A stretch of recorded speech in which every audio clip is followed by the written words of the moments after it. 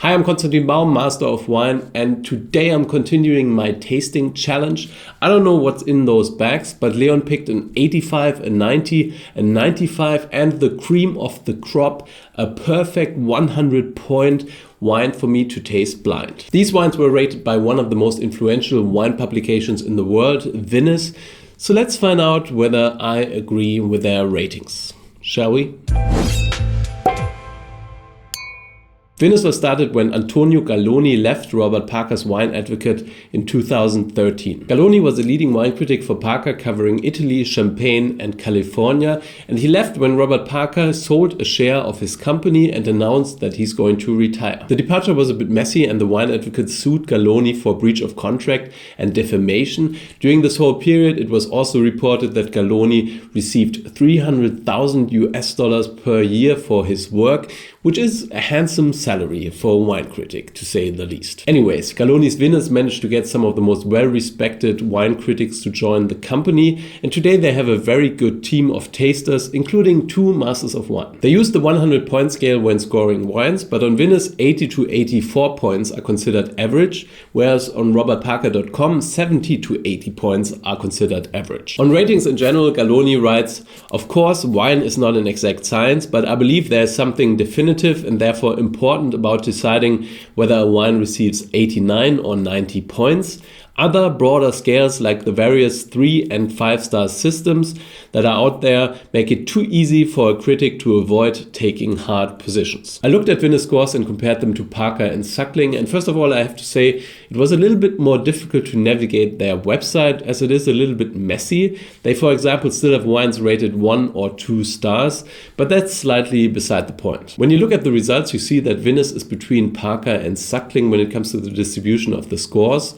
Wines are less likely to receive low scores on VINOUS compared to Parker, given that both publications rate similar or the same wines. 2/3 of the wines received a score between 87 and 92, but it is the publication with the lowest chance of giving out 100 points. You are 3 times more likely to receive 100 points from robertparker.com. So if you're a winemaker, it's slightly more likely that you will receive a high score on VINOUS than on Robert Parker, but it's pretty unlikely that you get 100 points. And of course, if you want a high score, there's always Suckling. So now let's leave those numbers alone and let's taste these wines. Like I said, I don't know what's in those bags. I only know that there's an 85, a 90, a 95 and a 100-point scoring wine in the mix. Will I know which one is which? Let's find out. So let's start with wine number 1, and it's clearly a rosé. I wonder, have I ever tasted a 100-point rosé? I don't think such a thing exists. Let me know. Do you know of a 100-point scoring rosé? So this is actually a pretty dark colored rosé. It doesn't really look like a Provence rosé style, which would be a little bit paler. This is a little bit more dark and concentrated. It feels like a very old worldish wine, so it doesn't really smell of the new world. But it's difficult to place rosés because everyone is making rosé now, and well, most of them taste very similar. But I think this is actually fairly distinct and quite interesting. On the palate, it's actually quite broad-shouldered, so there's quite a lot of concentration. A little bit of alcohol as well is coming through, and the acidity is fairly low, so I would say this is from a warm climate. I'd kind of go to the south of France, regardless of the fact that I said it's not from the Provence, but there are other places that produce rosé wines down there. I think, in my opinion, it smells and tastes like a Tavel, which is a fairly highly regarded rosé style. A little bit more concentrated, a little bit more rustic compared to the very light and fresh Provence rosés. So yeah, it could be something like that. I actually used Tavel as an option in one of my quizzes that I release once a week on my community tab here on YouTube. So check that out if you haven't done so yet. So this is something that I had on my mind while tasting this wine. Maybe that's misleading me, but for me it feels like Tavel. But what score would I give? I mean, I would actually be between 85 and 90. I would go 87 on this wine. I think it's pretty good. It's a little bit too concentrated, a little bit too alcoholic for my palate. So I wouldn't go 90, but this could be a 90-point wine. So for me, this is 87, and I'm just going to say this is the 90-point wine. So let's move on to wine number 2. And wouldn't it be funny if Leon only picked rosé wines for this tasting? Well, not that funny, but kind of funny. Nope, it's a white. It's definitely a white wine, but does it have CO2 or what's that? There's like, it looks like a beer almost. Has like a crown of froth. So there's no CO2, but it's a very interesting wine. It smells of green apples, a little bit of lemon. There's also quite a bit of oak there. So it feels like a wine that was probably fermented and matured in barriques.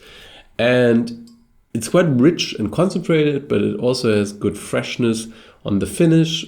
So this feels a little bit more high-end to me. So for me, the lemon flavor, the oak integration, the texture on the palate, all point to Chardonnay. It could be something else, obviously, but it feels quite Chardonnay-esque. But it doesn't feel like Burgundy. It doesn't have the concentration opulence that you would get in Meursault or Puy-Montrachet, for example. So I think this is a Chardonnay from another place. Really early harvested, a little bit green and herbal. So there's even like a little bit of minty flavor coming through. On the palate, it has quite a bit of texture, but it also has this slightly green edge.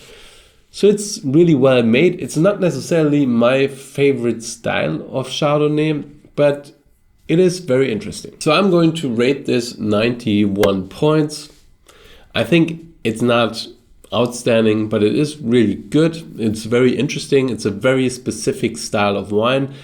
This could be the 95-point wine, but I'm not quite there. I don't agree with the rating if it is the 95-point wine, but I can see how some people might think this is worth 95 points. It's actually quite difficult to place this wine. It could be from Germany, from one of the new wave Chardonnay producers in Germany. It could also be from California, from one of the new California winemakers that harvest really early and, well, try to get something grippy and fresh into the bottle. Australia does similar things with Chardonnay as well, so yeah, I don't know. So let's say Pfalz, Germany, 91 points, and Chardonnay, obviously, and this is the 95-point wine. Let's move on to wine number 3, which is the first red wine. Like I said, it's difficult to get 100 points from VINOUS, so if this is the 100-point wine, then it must have been quite difficult for Leon to get it. It's a dark and deep colored red wine. I mean, it's not super dark, but pretty dark and concentrated. It's purple at the core, and towards the rim, it's kind of browning a little bit, suggesting that there might be a little bit of age or that the wine was aged in barrels for a longer time. On the nose, it's beautiful. It smells of ripe cherries, like black cherries. There's also some chocolate powder, some spicy notes coming from barrique aging. So I'm pretty sure that this wine was aged in barriques, some of which new. It's complex, it's quite refined. So I get the feeling that this might be the 100-point wine. And like I said, it's difficult to get 100 points from VINOUS, so it must have been tricky for Leon to pick this up. But well, let's not get ahead of ourselves here. On the palate, it's rich and concentrated. There's ripe tannins there. There's quite a lot of body in concentration. I would say the alcohol is probably at 14 and a half. It's a big wine, but it finishes fresh and it's very complete. Very complete. For me, this actually feels like a super Tuscan. It's quite concentrated and rich. Lots of cherry flavor, lots of spice, quite bold, but regardless, it has freshness and it is refined. It's a complete wine and I almost tipped it over. But yeah, this feels Italian. I would say it's a super Tuscan. Given that Galloni is an Italian expert, I don't know, maybe he's more likely to give 100 points to Italian wines. I couldn't prove that, but that's just a thought that just popped into my head.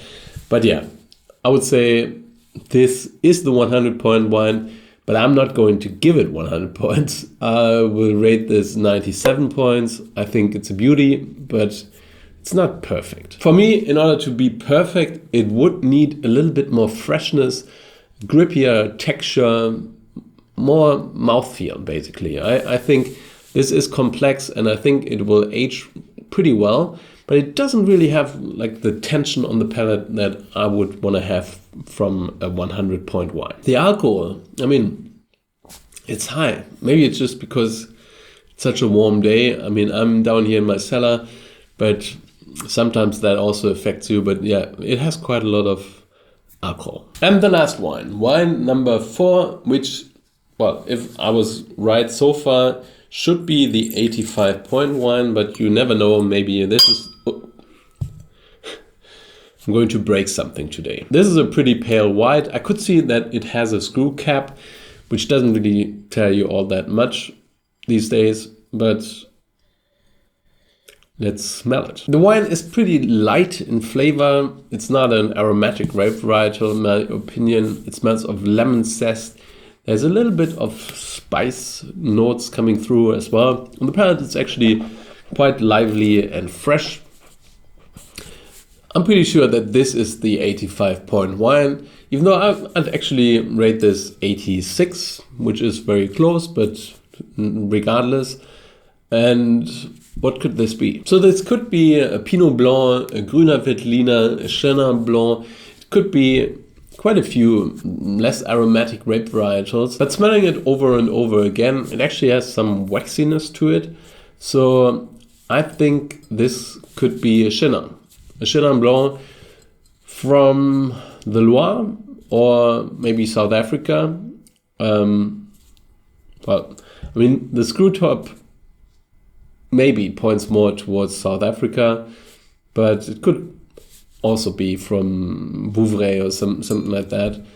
I'm not really sure. Entry-level wines are often more difficult to place because they usually don't have as much like character and show as well where they are from.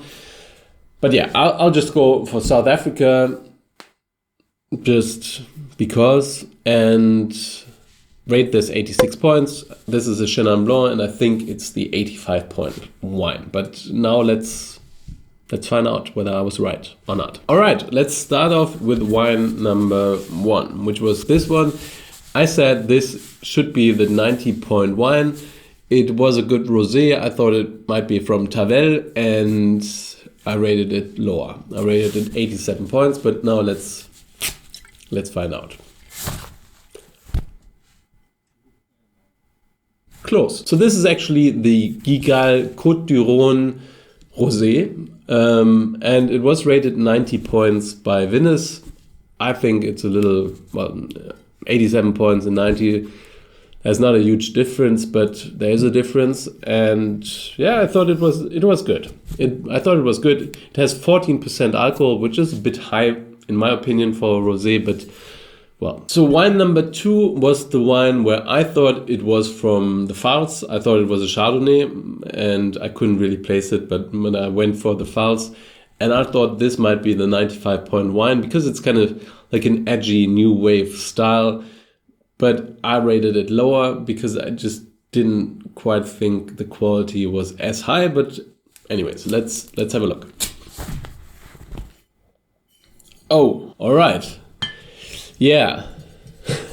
So I was right. This is the 95-point wine, and it's the Arnot-Roberts Chardonnay from Sanford and Benedict Vineyard in Santa Rita Hills, which is in California, and it's one of the best vineyards in California. I just thought the wine was a little bit mean, a little bit too tight and green. But yeah, it's 12% alcohol, so they really went into the vineyard very early to pick the grapes a little bit on the unripe end, I guess.